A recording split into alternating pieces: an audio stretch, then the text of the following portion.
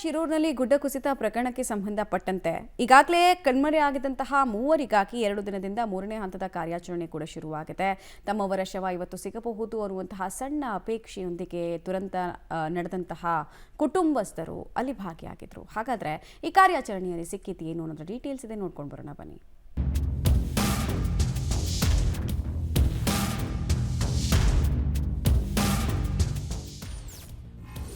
ಅಂಕೋಲಾದ ಶಿರೂರು ದುರಂತ. 2 ತಿಂಗಳ ನಂತರ ಕಾಣೆಯಾದವರ ಶೋಧ. 2 ದಿನದಿಂದ 3ನೇ ಹಂತದ ಕಾರ್ಯಾಚರಣೆ.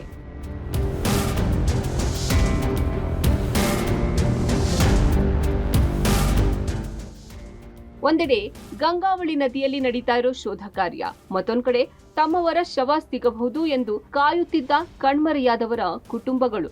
ಉತ್ತರ ಕನ್ನಡ ಜಿಲ್ಲೆಯ ಶಿರೂರಿನ ಭೂಕುಸಿತ ಪ್ರದೇಶದಲ್ಲಿ ಶೋಧ ಕಾರ್ಯ ಮುಂದುವರೆದಿದೆ. ಕಳೆದ 2 ದಿನದಿಂದ ಗೋವಾದಿಂದ ಶಿರೂರಿಗೆ ಆಗಮಿಸಿರೋ ತಂಡ ಡ್ರಜ್ಜಿಂಗ್ ಬೋಟ್ ಮೂಲಕ ಶೋಧ ಕಾರ್ಯ ನಡೆಸ್ತಾ ಇದೆ. 3ನೇ ಹಂತದ ಕಾರ್ಯಾಚರಣೆ ವೇಳೆ ಮಲ್ಪೆಯ ಈಶ್ವರ್ ಗಂಗಾವಳಿ ನದಿಯಲ್ಲಿ ಲಾರಿಯ ಬಿಡಿ ಭಾಗ ಗುರುತು ಮಾಡಿ ಮೇಲೆತ್ತುವಲ್ಲಿ ಯಶಸ್ವಿಯಾಗಿದ್ದಾರೆ. ಕಾರ್ಯಾಚರಣೆಯಲ್ಲಿ ಗ್ಯಾಸ್ ಟ್ಯಾಂಕರ್ 2 ಬಿಡಿ ಭಾಗಗಳು ಹಾಗೂ ಕಣ್ಮರೆಯಾಗಿದ್ದ ಲಾರಿ ಚಾಲಕ ಅರ್ಜುನ್ ಲಾರಿಯಲ್ಲಿದ್ದ ಕಟ್ಟಿಗೆ ತುಂಡು ದೊರೆತಿದೆ.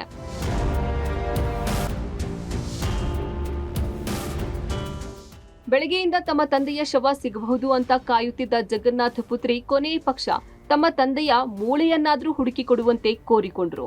ಇನ್ನು ಕೇರಳದ ಅರ್ಜುನ್ ಚಲಾಯಿಸುತ್ತಿದ್ದ ಲಾರಿ ಮಾಲೀಕ ತಮ್ಮವರ ಶವ ಸಿಗುವ ವಿಶ್ವಾಸದಲ್ಲಿದ್ದಾರೆ.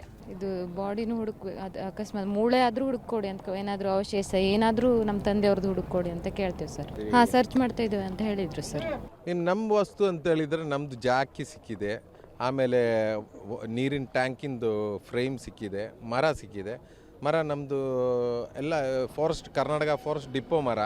ಅದಕ್ಕೆಲ್ಲ ನಮಗೆ ಲೆಕ್ಕ ಇರುತ್ತೆ, ಅದ್ರ ಮೇಲೆ ಸ್ಟ್ಯಾಂಪ್ ಹೊಡೆದಿರುತ್ತೆ, ಚಾಪ ಹೊಡೆದಿರುತ್ತೆ, ಎಲ್ಲ ಇದೆ. ಹುಡುಕಿ ಕೊಡ್ತಾರೆ ಅಂತ ಹೇಳಿದ್ದಾರೆ. ಅವ್ರು ಮಾಡ್ತಾ ಇದ್ದಾರೆ, ಒಳ್ಳೆ ಇದರಲ್ಲಿ ಮಾಡಿ ನಮಗೆ ಎಲ್ಲರೂ ಸೇರಿದ್ರೆ ಈ ಒಂದು ವಿಷಯಕ್ಕೆ.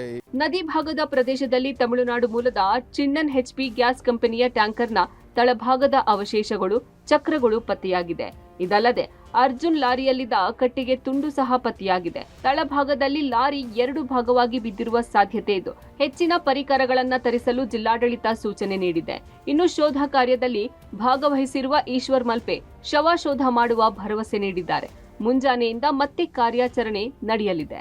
ದೊಡ್ಡ ಅರ್ಜುನ್ ಗಾಡಿ ಅಂತ ಒಂದ್ಸಲ ಟೈರ್ 2 ಸಿಕ್ತು ಅಡಿಭಾಗದ. ನಮ್ಮ ಟೈರ್ ಮಾತ್ರ ನೋಡಿದ್ದು, ಮೇಲೆ ಎತ್ತುವಾಗ 2 ಟೈರ್ ಬಂತು. ಅದು ಏನಂತ ಮೇಲೆ ತೆಗೆದ ಮೇಲೆ ಗೊತ್ತಾಗ್ತದೆ. ಆದ್ಮೇಲೆ ಇಲ್ಲೊಂದು ಗಾಡಿ ಮುಂದ್ಗಡೆ ಶೇಪ್ ತಿಕ್ತು. ನಾನು ಹುಡುಕ್ಲಿಕ್ಕೆ ಪ್ರಯತ್ನ ಮಾಡ್ತೇವೆ. 3 ಜನ ಮೃತದೇಹ ಇದೆ, ಜಗನ್ನಾಥನ್ನ, ಲೋಕೇಶನ್ನ, പിന്നെ ಅರ್ಜುನ್. ಅವರ ತೆರೆಕಲ್ ಖಂಡಿತವಾಗಿ ಮಾಡ್ತೇನೆ ನಾನು. ನಾಳೆ ಏನ್ ಸಿಕ್ಕಿದ್ರೆ ನಾನು ಮೇಲೆ ತಂದು ಕೊಡ್ತೇನೆ.